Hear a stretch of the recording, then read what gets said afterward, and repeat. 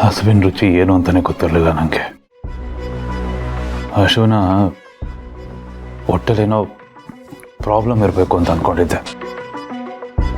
ಆದರೆ ಈಗ ಗೊತ್ತಾಯ್ತು, ಪ್ರಾಬ್ಲಮ್ ಇರೋದು ಹೊಟ್ಟೆಲಲ್ಲ, ಲೈಫಲ್ಲಿ. ಎಲ್ಲ ಟೈಮ್ ಚೆನ್ನಾಗಿದ್ದಾಗ ಕಾಲರು ಮೇಲ್ ಮಾಡ್ಕೊಂಡು ಓಡಾಡ್ತಿರ್ತವೆ. ಅದೇ ಒಂದ್ಸಲ ಟೈಮ್ ಕೆಟ್ಟರೆ ಹಸುವನ್ನ ಇದು ಹಸು ಕಣಪ್ಪ ಅಂತ ನನಗೆ ಹೇಳಿದವನು ಒಬ್ಬ ಭಿಕ್ಷಕನ ಕೈಲೆಲ್ಲ ಬುದ್ಧಿ ಹೇಳಿಸ್ಕೊಳಂಗಾಗೋದ ಈ ಜೇಡಿ ಅಂತ ಮೆರಿತಾ ಇದ್ದೆ. ಕಡೆಗೂ ದೇವರು ಜೇಡಿ ಮಣ್ಣು ತಿನ್ನೋ ಹಾಗೆ ಮಾಡ್ಬಿಟ್ಟ. ಇಷ್ಟಕ್ಕೆಲ್ಲ ನಾನು ನಿನಗೆ ಥ್ಯಾಂಕ್ಸ್ ಹೇಳಬೇಕು ಬೇಬಿ. ಹಸುವಿನ ಬೆಲೆ ಏನು, ಜೀವನದ ಬೆಲೆ ಏನು ಅಂತ ನೀನು ಅರ್ಥ ಮಾಡ್ತೆ ನನಗೆ. ನೀನೊಂಥರ ಬೋಧಿ ವೃಕ್ಷ ಇದ್ದಾಗೆ. ನಿನ್ನಿಂದ ನನಗೆ ಜ್ಞಾನೋದಯ ಆಯಿತು. Thank you so much baby. ಇಷ್ಟಕ್ಕೆ ಹೀಗೆ ಹೇಳಿದ್ರೆ ಹೇಗೋ ಜೈ, ನೀನು ಕಲಿಯೋದು ನಾನು ಕಲಿಸೋದು ಇನ್ನು ತುಂಬ ಇದೆ.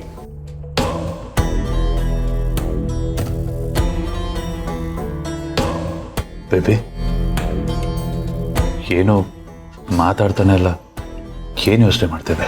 ನಾನೆಲ್ಲೋ ಸ್ವಲ್ಪ ಅರ್ಜೆಂಟಾಗಿ ಆಚೆ ಹೋಗ್ಬೇಕಿತ್ತು, ಬಟ್ ನನ್ನ ಡ್ರೆಸ್ ಇನ್ನೂ ಐರನ್ ಆಗಿಲ್ಲ. ಅದಕ್ಕೆ ಏನು ಮಾಡೋದು ಅಂತ ಯೋಚನೆ ಮಾಡ್ತಾ ಇದ್ದೀನಿ. ಅಷ್ಟೇ ತಾನೇ, ನಾನು ಮಾಡ್ತೇನೆ. ನಾನಿದ್ದೀನಲ್ಲ, 2 minutes ಚೆನ್ನಾಗಿ ಐರನ್ ಮಾಡ್ಕೊಡು.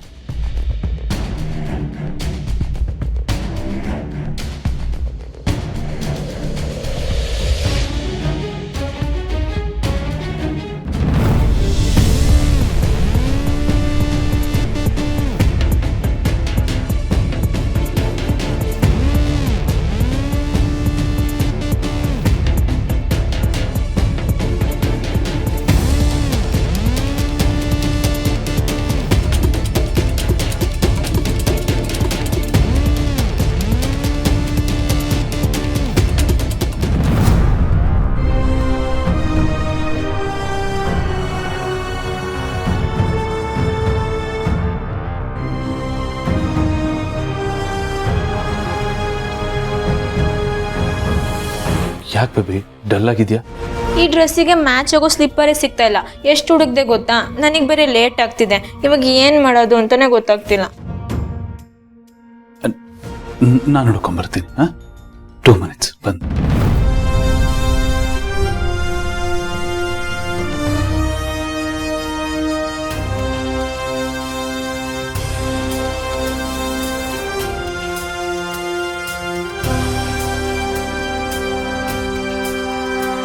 ಜೈ ಸಿಕ್ತಾ? ನಂಗೆ ಲೇಟ್ ಆಗ್ತಿದೆ. ಬೇಬಿ ಬಂದೆ.